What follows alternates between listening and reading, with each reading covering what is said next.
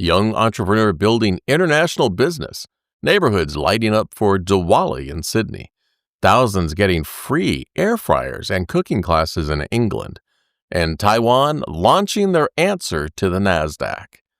This is the good news you need. I'm Steve Rhode, and I've got stories for you from around the world today that I wanted to share with you, plus a dad joke that's safe for the kiddos in the cars. Today's show was brought to you by Finding the Other Sock. Reunited, and it feels so good. All right, first up.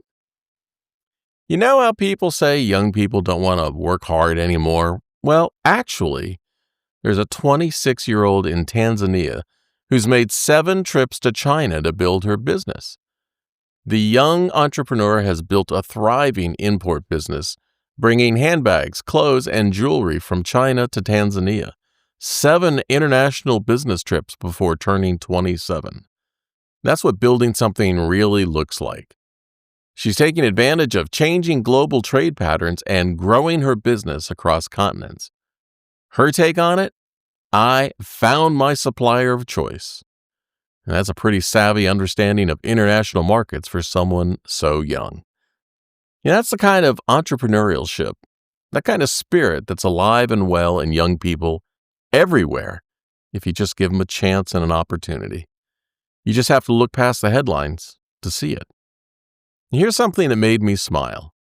Everyone says communities don't gather anymore, right? Well, there's a friendly competition happening in Sydney, Australia, where neighbors are trying to outdo each other with the most spectacular light displays. Blacktown City Council in Sydney's West is running their annual Diwali lights competition during the Festival of Lights.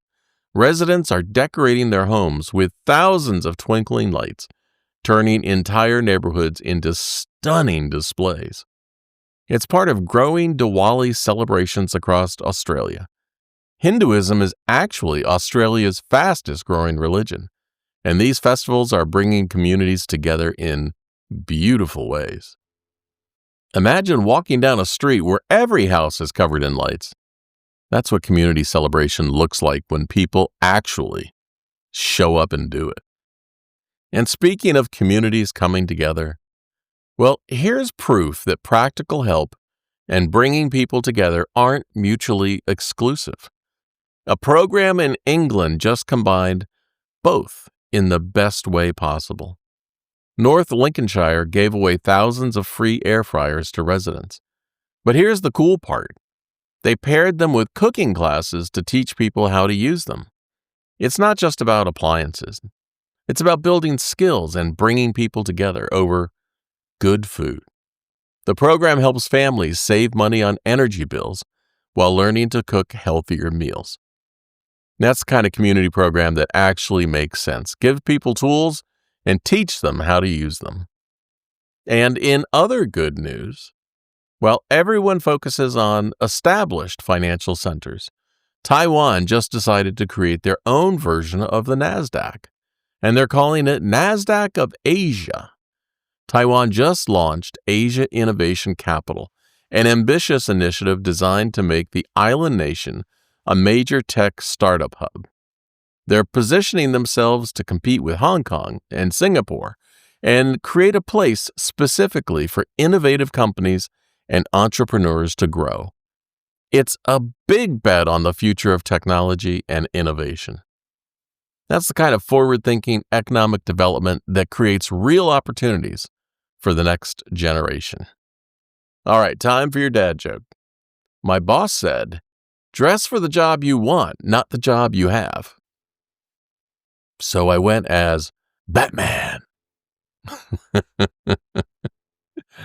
Oh, you're welcome.